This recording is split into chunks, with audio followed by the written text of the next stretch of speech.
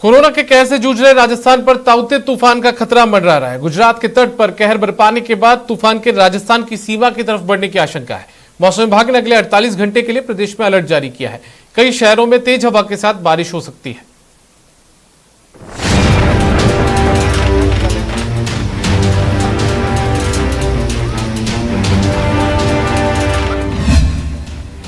मुंबई, गोवा के बाद अब गुजरात में ताउते तूफान का कहर।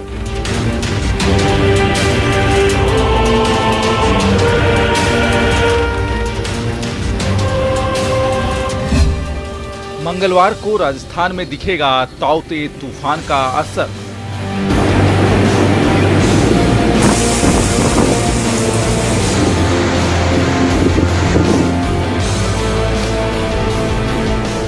लगभग नॉर्थ डायरेक्शन में आगे बढ़कर साउथ वेस्ट राजस्थान से कल यानी मंगलवार रात्रि के समय राजस्थान में एज ए डिप्रेशन के रूप में प्रवेश करेगा। इस दौरान इस सिस्टम का सर्वाधिक असर 18 और 19 मई को राजस्थान में देखने को मिलेगा। अरब सागर में उठे ताउते तूफान को लेकर मरूधरा भी अलर्ट पर है। राजस्थान के कई जिलों में तूफान के तांडव की आशंका जताई जा रही है। रविवार से इसका असर भी दिखने लगा। उदयपुर और कोटा संभाग में कई इलाकों में बारिश हुई और तेज हवाएं चली। आपकी स्क्रीन पर ये तस्वीरें हैं भरतपुर, कोटा, बाड़मेर, श्रीगंगानगर और जोधपुर की, जहां तूफान से बचाव को लेकर प्रशासन सतर्क है। एनडीआरएफ की टीम के साथ ही गोताखोरों की भी तैनाती कर दी गई है। कोटा में भी तूफान को लेकर अलर्ट जारी किए जाने के बाद से लगातार रेस्क्यू टीमें मुस्तैद हो गई है। तमाम जो टीम है उनको अलर्ट मोड पर कर दिया गया है। ये कोटा नगर निगम का ऑफिस है और यहाँ पर आप देख सकते हैं कि तमाम जो गोताखोर है उनको बुला लिया गया है और जो अधिकारी हैं वो भी जो है लगातार उनसे संपर्क में है। इसके साथ साथ एसडीआरएफ और एनडीआरएफ की टीम भी कोटा पहुँच गई है। कोरोना काल में आ रहे इस तूफान को लेकर प्रशासन की चुनौती और बढ़ गई है। तूफान के कारण बिजली आपूर्ति अगर बाधित हुई तो इसका असर अस्पतालों पर दिख सकता है। बड़ी संख्या में हर एक शहर के अस्पतालों में मरीजों का इलाज जारी है। बिजली की व्यवधान होने पर, ऑक्सीजन के व्यवधान होने पर, पानी की समस्या और इरिगेशन, मिलिट्री, सिविल डिफेंस, ये जो इम्पोर्टेंट नगर निगम है, यूआईटी है, इनकी सबको सेंसिटाइज करना था, सबको अलर्ट रह जाए, अलर्ट मोड में रहे। फील्ड में अधिकारी अभी आज, कल और आज जा रहे हैं और सब जगह डीजी सेट्स की व्यवस्था कर दी गई है। एससी डिस्कॉम, एससी पीडब्ल्यूडी को रोड क्लियरिंग पार्टीज और स्पेशल पार्टीज डिप्लॉय करने के लिए बोल दिया है कि कहीं भी अगर पोल्स गिरते हैं या रोड पे कोई समस्या होती है तो उसको वो तुरंत रूप से देखें। मौसम विभाग की माने तो राजस्थान के दक्षिण पूर्वी हिस्से, उदयपुर और दक्षिण पश्चिमी क्षेत्र, जोधपुर संभाग पर ज्यादा असर दिखने को मिलेगा। 50 से 60 किलोमीटर प्रति घंटा तक की साउथ राजस्थान में दर्ज की जा सकती है। बात करें यदि 19 मई को, तो इस सिस्टम का जो असर है वो पूर्वी राजस्थान के जयपुर, अजमेर और भरतपुर संभाग के जिलों में भी देखने को मिलेगा। इस दौरान यहाँ पे heavy to very heavy rainfall होने की संभावना 19 मई को रहेगी। 18 और 19 मई को राजस्थान में तूफान का असर दिखेगा। उदयपुर और जोधपुर संभाग में भारी बारिश की संभावना है। 19 मई को जयपुर, अजमेर और भरतपुर संभाग में तूफान का असर दिख सकता है। बाड़मेर में ताउते तूफान को लेकर बीएसएफ ने भी अलर्ट जारी किया है। कुछ जिलों में 200 मिलीमीटर तक बारिश हो सकती है। उदयपुर, पाली, जालौर, राजसमंद, सिरोही और डूंगरपुर जिलों में 18 मई को भारी बारिश का अलर्ट जारी किया गया है।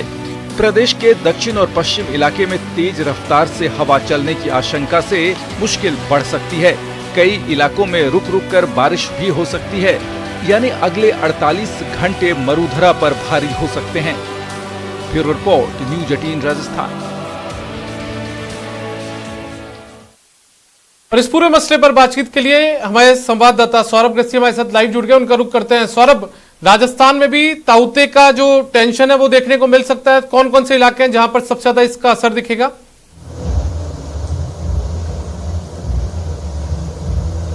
जी बिल्कुल, आपने सही कहा। राजस्थान में भी चक्रवाती तूफान ताउते का असर जो है वो कल शाम से जो है वो राजस्थान में प्रवेश करने की संभावना है। अभी बताया जा रहा है कि गुजरात तट पर जो है वो अब से कुछ देर में ताउते जो है वो टच करने वाला है। और जैसे ही ये धरती के जमीन पर जो है वो टच करेगा, संभवतः इसकी स्पीड जो है वो कुछ कम हो जाएगी, लेकिन कल शाम तक राजस्थान में भी ये डिप्रेशन के रूप में प्रवेश करने वाला है। और उसके बाद दक्षिण और पश्चिम राजस्थान के कई हिस्सों में जो है वो इसका असर जो है वो देखने को मिलेगा। हालांकि आज भी प्रदेश के कई हिस्सों में इसका असर देखने को मिला था और कई जगह तेज हवाएं चली है।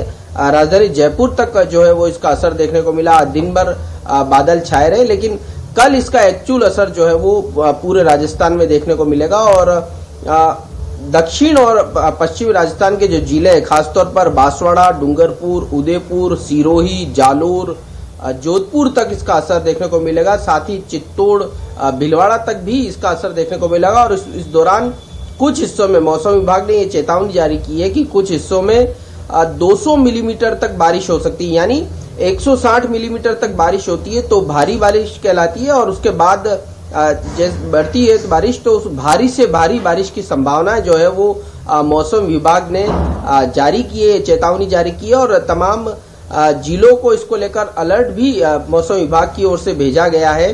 और मौसम विभाग का यह भी कहना है कि 19 मई को भी इसका असर देखने को मिलेगा।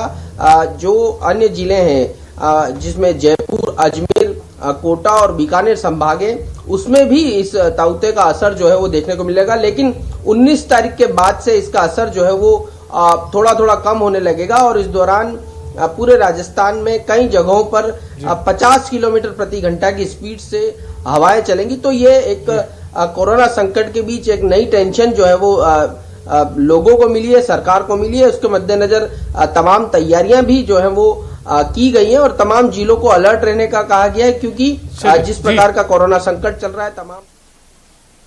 चलिए सौरभ, बहुत बहुत शुक्रिया इस तमाम जानकारी हमारे साथ साझा करने के लिए। तो सौरभ बता रहे हैं कि कल से ताउते की एंट्री राजस्थान में हो जाएगी और अगले 2 दिन तक ताउते का जो असर है वो राजस्थान में खासतौर पर देखा जा सकता है। खबरों में आगे बढ़ते हैं। कोरोना की दूसरी लहर में इंसान बीमारी से कम, सरकारी सिस्टम से ज्यादा हारा है। ये रिपोर्ट देखिए। 4 घंटा हो गया कब से परेशान हो रहे थे।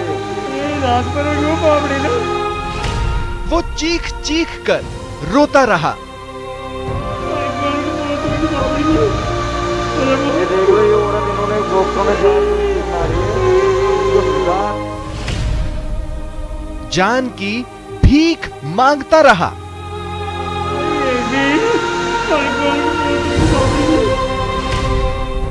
धरती के भगवान सुन लो, ये जब मेरी बहन की जान बचा लो। इंसानियत को झकझोर देने वाली ये तस्वीरें 12 जिला अस्पताल की हैं, जहां जिंदगी की भीख देने वाले धरती के भगवान ने जैसे मुंह मोड़ लिया हो। भाई अपनी बहन की जान बचाने के लिए रोता रहा, गिड़गिड़ाता रहा, मेरी बहन को बचा लो, मगर उसके लिए अस्पताल मानो शमशान बन गया था। ये देख लो, ये औरत इन्होंने डॉक्टरों ने सारी संवेदनाएं एकदम से मर गई थी। दूर दूर तक उसकी गुहार सुनने वाला कोई नहीं था। आखिरकार बेबस भाई की आंखों के सामने उसकी बहन दम तोड़ देती है। सारी रात की 2 दिन की परेशान हो रही है, 2 दिन से ये बुला रहे हैं ऑक्सीजन की परेशानी। बताया जा रहा है कि 3 दिन पहले इस महिला को कोविड वार्ड में भर्ती कराया गया था।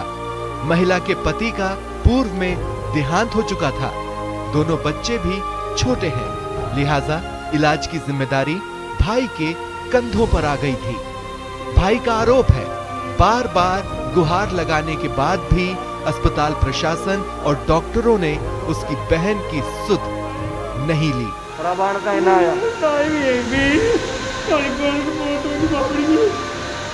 ये देख लो, ये औरत इन्होंने डॉक्टरों ने मारी है।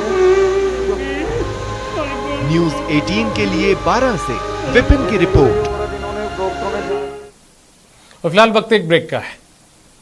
ब्रेक के बाद स्वागत है आपका। बाद बूंदी पहुंचे मंत्री परसत लाल मीणा के स्वागत कीजिए। अपने 1 दिवसीय बूंदी दौरे पर आए जिला प्रभारी मंत्री प्रसादीलाल मीणा का कांग्रेस कार्यकर्ताओं ने स्वागत किया। सर्किट हाउस पहुंचे मंत्री मीणा को पुलिसकर्मियों द्वारा गार्ड ऑफ ऑनर की सलामी दी गई।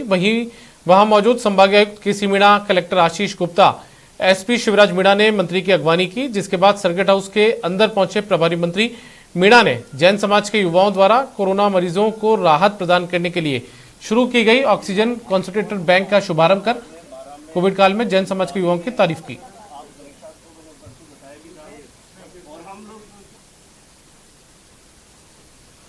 में 10 तारीख के बाद बहुत सुधार हुआ है।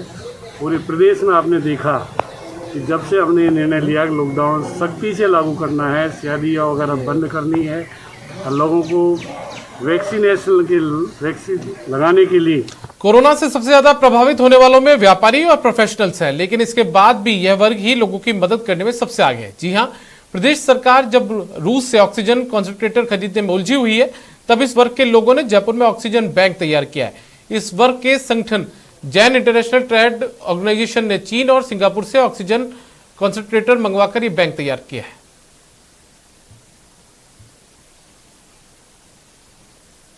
और इस बुलेटिन में फिलहाल इतना ही। आगे देखिए प्राइम डिबेट।